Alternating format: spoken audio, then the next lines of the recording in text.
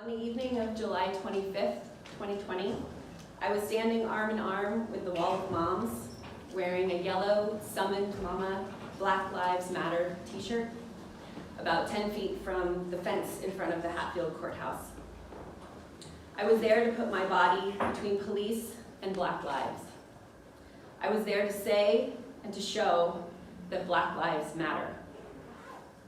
Just before 11 p.m., in a moment of stillness and without any warning, a federal agent aimed a gun at my head and shot me between the eyes. As I collapsed into the arms of fellow moms, I truly thought I was going to die and that I would never see my 3 young children again. While I am still deeply committed to showing up in the fight for racial justice and for Black lives, I am now and have since been terrified to exercise my right to protest when police are present. I naively hoped that putting my body between my Black neighbors and federal agents might ensure everyone was a touch safer.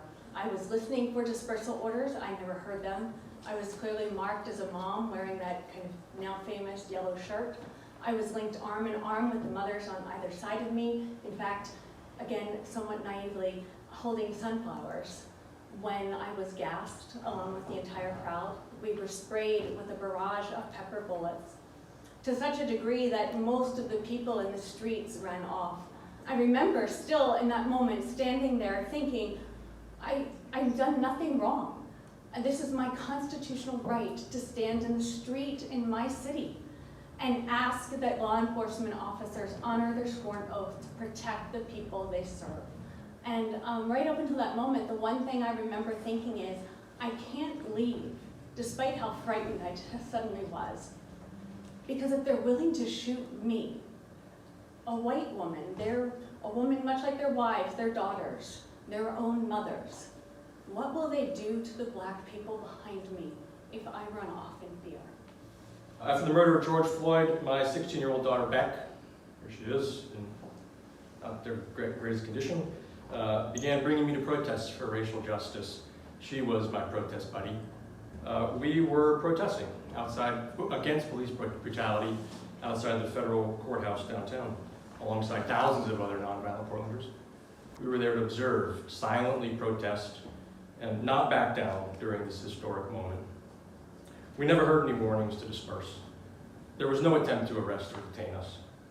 A little after 11 p.m., an unknown federal agent, heavily armed, threw at least one grenade over the fence directly at my daughter and me.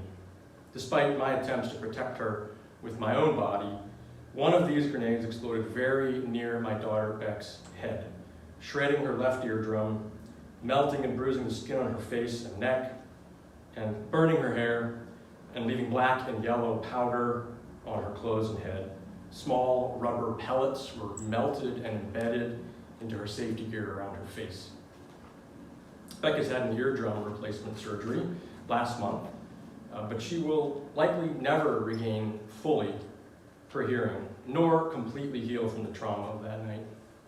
We all have a part to play in the struggle for racial justice.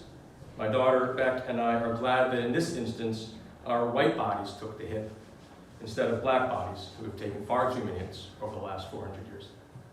I moved, I listened in the direction of which they had asked us to go, but when it wasn't fast enough, or it wasn't on their terms, and on the means that they wanted it to be, that's when I was attacked. Was assaulted by not one officer, not 2, but 3.